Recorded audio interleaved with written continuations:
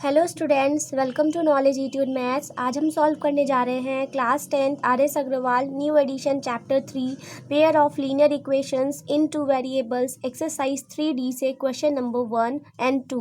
Question 1 में कह रहा है show that the following system of equations has a unique solution. Also find the equation of the given system of equations 3x + 5y = 12, 5x + 3y = 4। तो आपको जो ये given equation दिया हुआ है, आपको यहाँ पर फाइंड करना है कि ये शो करना है, प्रूव करना है कि ये एक यूनिक सॉल्यूशन है। इसके अलावा जब यूनिक सॉल्यूशन फाइंड हो जाए तो आपको ये फाइंड करना है कि इसका इक्वेशन का जो सॉल्यूशन होगा वो क्या होगा। मीन्स आप अगर इसका फाइंड कर लेंगे यूनिक सॉल्यूशन तो उसके बेस पे आप शो करेंगे जबकि हाँ ये एक यूनिक सॉल्यूशन है, तो फिर आप इसका वैल्यू फाइंड करेंगे। जैसे x और y है, इनके वैल्यूज़ फाइंड कर लेंगे। तो स्टार्ट करते हैं पहले। जैसा कि हमारा ये इक्वेशन नंबर फर्स्ट और ये इक्वेशन नंबर सेकेंड है, और आप इन दोनों इक्वेशंस का pair of linear equations standard equations वाले जो टू वेरिएबल्स होते हैं उनसे कंपेयर कर देंगे। यानी फर्स्ट इक्वेशन का कंपेयर करेंगे a1x + b1y + c1 = 0 से, और सेकेंड इक्वेशन का कंपेयर करेंगे a2x + b2y + c2 = 0 से। बट यहाँ पर जो कांस्टेंट टर्म है c1 और c2 वाला, वो आपका 0 के इधर साइड है, तो पहले आप इसको एक साइड इसके जैसे बना लीजिए। यानी आपका इक्वेशन मेन बन जाएगा 3x + 5y - 12 = 0 and 5x + 3y - 4 = 0। अब आप इनसे कंपेयर करेंगे तो सेम इक्वेशंस आपको दिख रही होंगी। सो देयरफॉर आपका जो a1 होगा वो 3 हो जाएगा, और b1 जो होगा वो 5 हो जाएगा, और c1 की वैल्यू -12 हो जाएगी। सिमिलरली a2 जो होगा वो आपका 5 हो जाएगा, b2 की वैल्यू 3 हो जाएगी, एंड c2 की वैल्यू -4 हो जाएगी। अब स्टूडेंट्स एक चीज़ ध्यान से समझिए, यहाँ पर आपको बोला है यूनिक सॉल्यूशन। आपने पढ़ा होगा कि इसमें हमारे 3 तरह के सॉल्यूशंस होते हैं। एक यूनिक सॉल्यूशन होता है, एक नो सॉल्यूशन आता है, और एक आपका इनफाइनाइट सॉल्यूशन होता है। यानी कि यहाँ पर आपका सिर्फ जिसमें 1 सॉल्यूशन आता है उसकी क्या कंडीशन होती है वो आपको याद होनी चाहिए कि the condition for the unique solution आपकी क्या होती है, a1/a2 की जो वैल्यू होती है वो इज़ नॉट इक्वल टू होना चाहिए b1/b2 के। अगर ये आपका इक्वेशन जो दिया है वो इसको फॉलो कर रहा है, डैट मीन्स कि ये एक यूनिक सॉल्यूशन होगा। सो हम यहाँ फाइंड कर लेते हैं a1/a2। तो a1 की वैल्यू है 3 और a2 की वैल्यू है 5। ऐसे ही हमारा b1/b2 की वैल्यू क्या आएगी, 5/3।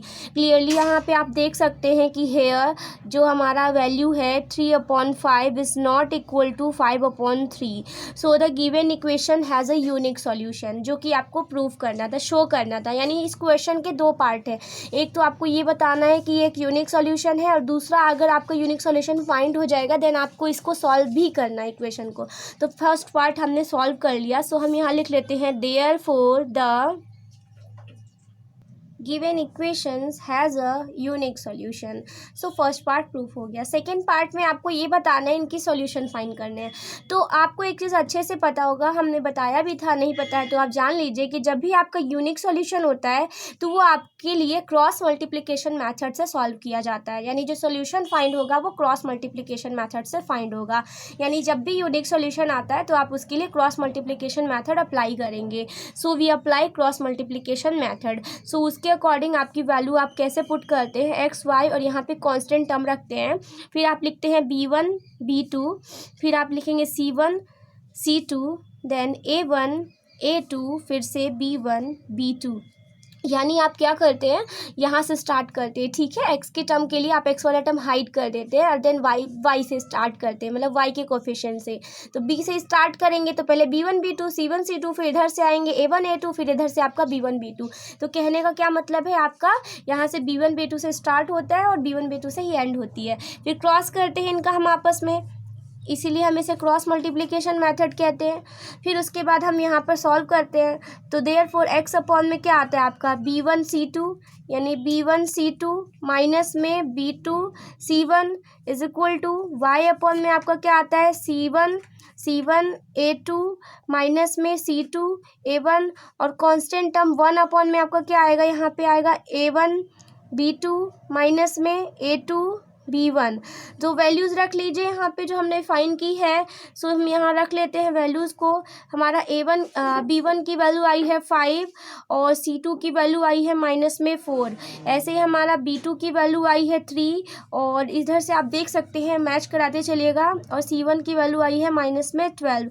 ऐसे ही हम यहाँ लिखेंगे y/में C1 की वैल्यू है हमारी -12 और A2 की वैल्यू है हमारी 5 माइनस में C2 की वैल्यू है -4 इनटू A1 की वैल्यू हमारी यहाँ पर है 3।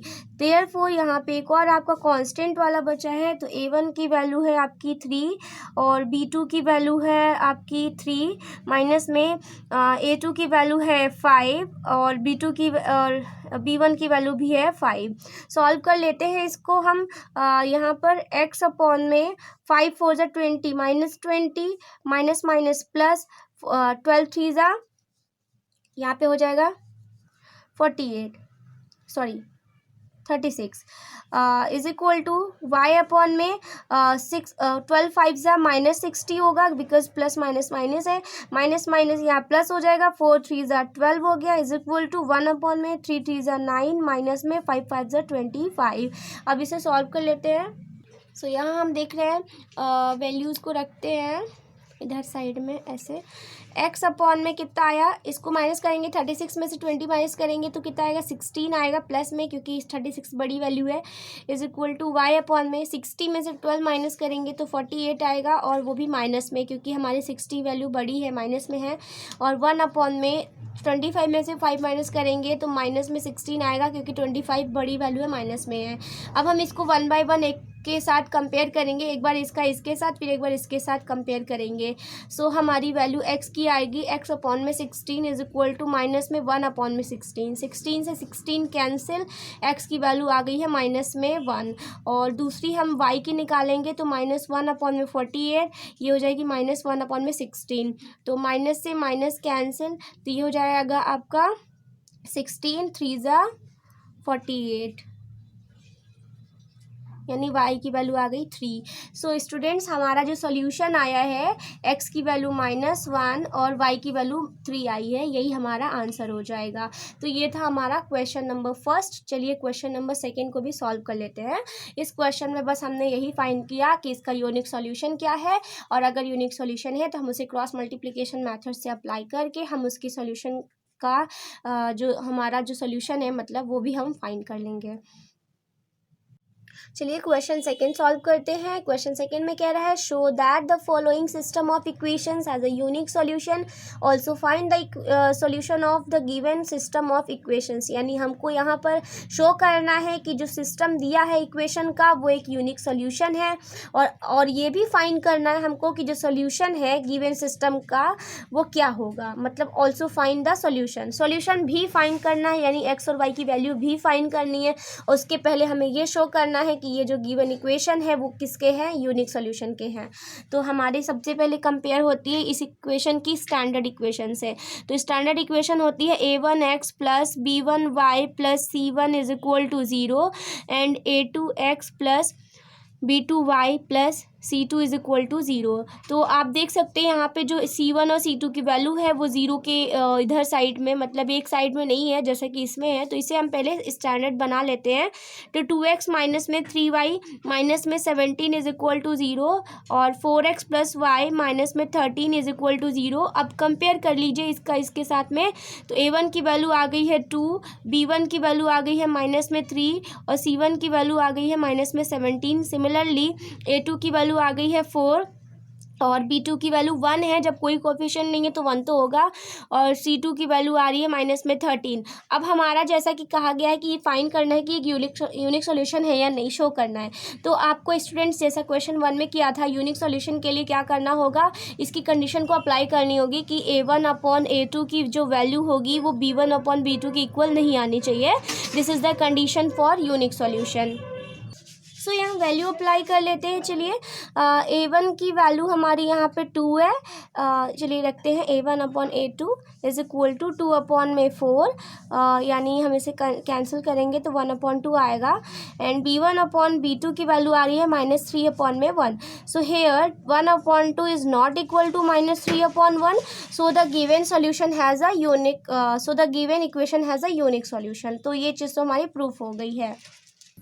तो चलिए अब हम इसमें सॉल्यूशन भी फाइंड कर लेते हैं। xy/1।